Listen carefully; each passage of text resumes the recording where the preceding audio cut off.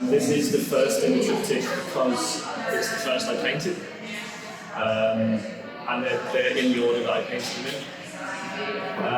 in. It was kind of an experiment. I hadn't worked in the way that I worked with these ones before. I was making collages and making paintings from the collages, and I was making collages and mixing collage with drawing and little bits of painting in my sketchbook, but I hadn't really mixed my the oil painting that I like to do on foundation with collage on a large scale, and I found that when I was working on a small scale it wasn't working as well, so it was like, let's try and size up.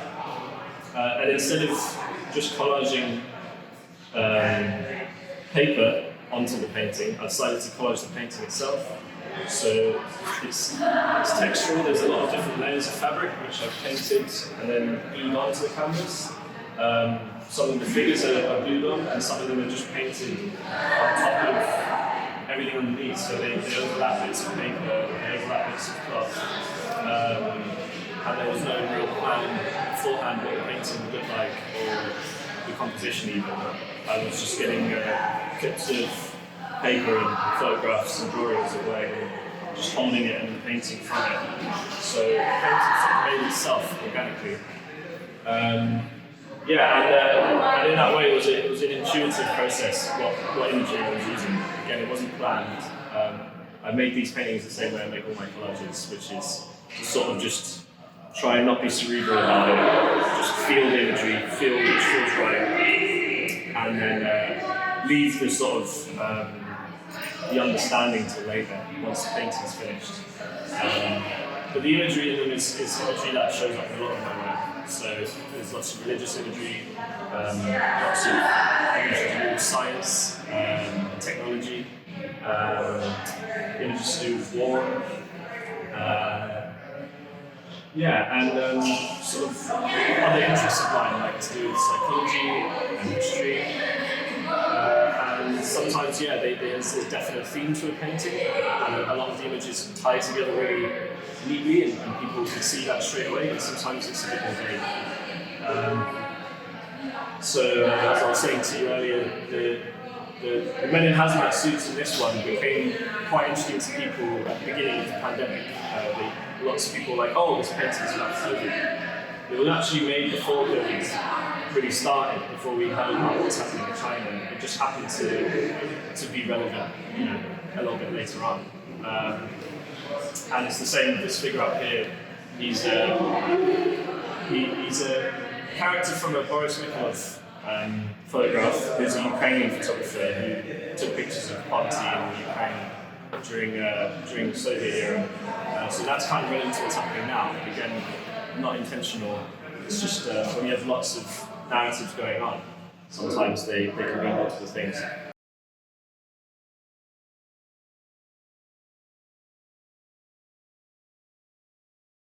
So this is painting 2. It's called Postmortem. I didn't know what was going to happen with this painting until I started, but I did know that I wanted the background to be a different colour to the first painting. So the first painting having a navy blue background and lots of cutouts of grey fabric glued on. This painting was grey background with lots of blue bits of fabric stuck on. I swapped it so that it was a grey background with pieces of navy blue. And I don't know if you can see, but there were sections of navy blue stuck on.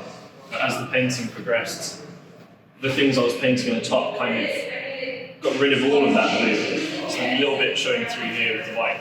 I knew in my mind that it was going to be a triptych, so I wanted to, if this was going to be the middle one, I wanted it to have a central theme, something that the other two paintings could flank. So this idea of having a big greenish blue disc in the middle came to me. I didn't know why or what it was supposed to be, I just knew it had to be there. Still carrying on with themes of religion and death. So the man on the bottom is a bog man. I can't remember exactly where, but somewhere in the countryside in the UK, they found like a 2,000-year-old man who was really quite well preserved because of the marks he was in. So that's who is depicted at the bottom. And in the top half, there's an Egyptian mummy who they unwrapped and then wanted to give an MRI scan to so they could see inside, which I thought made a really interesting image because it was this corpse, this rotting ancient thing in a really medical, clean environment with doctors and lab coats and stuff. Again, this idea of like ancient and very modern together. So yeah, slightly more planning in the composition, but still very much just intuitive, sticking things together, sort of making up as I go along. But very much with the idea that it was a part of a triptych and it would be the middle piece. Struggling with using lots of random sources and building them up over a long time, so I often lose the original context. But I quite like that as well.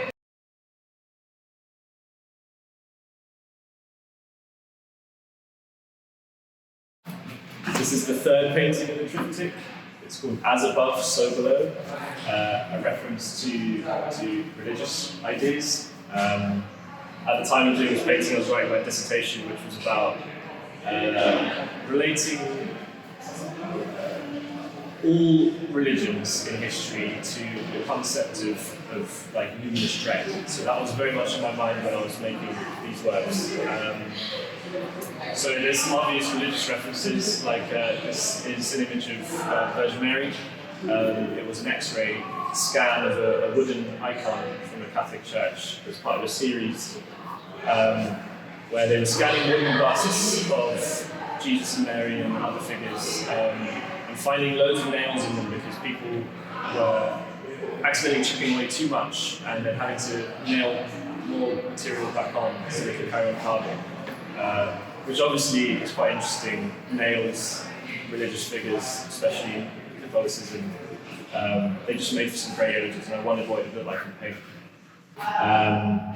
We have a scene from a book on sort of interplanetary travel and researching the surfaces of planets, which I like for the motif of zooming in and enlarging, which is a motif that is used by conspiracy theorists a lot, which is another area that I'm really interested in. And it interests me particularly in the realm of painting because it's a very digital thing. It's something, selecting an area and zooming on it is very much a modern idea. You wouldn't have that in traditional painting. So I feel like if you're painting in a post-digital society, it should reflect some of the new ideas of imagery that we have. Speaking of digital, I have a grid in here, a matrix, which is on top of all the other characters and has an obvious perspective. So it's kind of talking about the invention of perspective lines in painting, but in a very modern way. And the way that it's on top of all the other characters kind of messes with the natural illusion of painting, where it's supposed to be it's supposed to have some depth to it, which it can do, but at the same time it's a collage painting, and collage, it means you can see very much that it's got textures and layers, and you're reminded again that it's fabric and it's not a real image, it's paint. So trying to find this balance between a flat painting and a painting with illusionistic depth is something that I'm very interested in. This character here is often mistaken as Saddam Hussein. It's not. It's actually a photograph from Freemasonry ritual, which is either to allow you to join the Masons or it's to go up a level. They blindfold you and they place a noose around your neck, and it's to do with trust. It's to do with trusting your brothers, and it makes for a very interesting image, especially without the context. So yeah.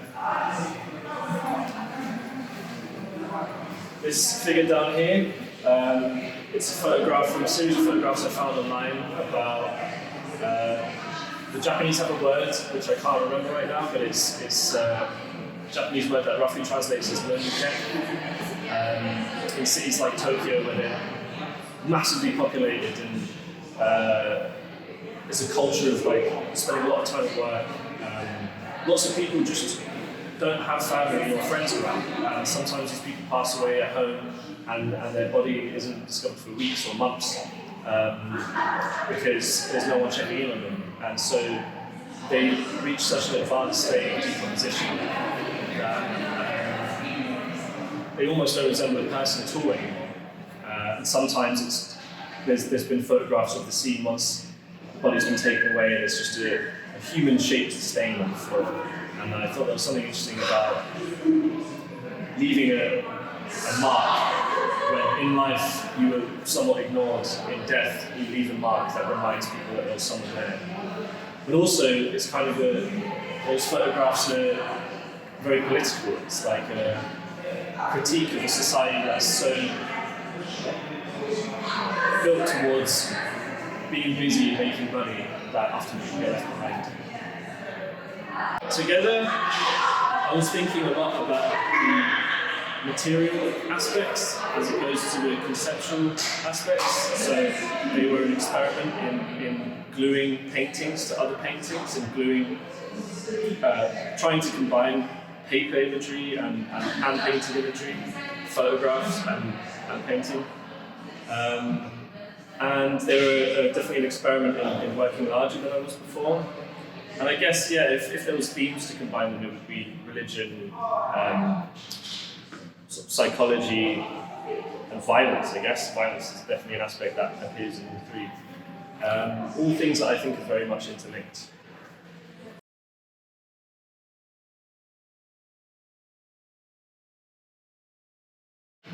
The dream is to be able to be an artist full-time and not have another job. But obviously, almost all artists do have a second job, unless you make it as one of the 1% millionaires. So as long as I have a studio and I'm making artwork and I'm doing exhibitions and people see it, I'll be happy like that. I'm going to do an MA at some point, maybe not this year, maybe next year. So yeah, I would also be quite happy staying in education for a long time, doing an MA, then a PhD, maybe starting to teach. So yeah, as long as it's making up the most of my life, if I have to work somewhere else, that's fine.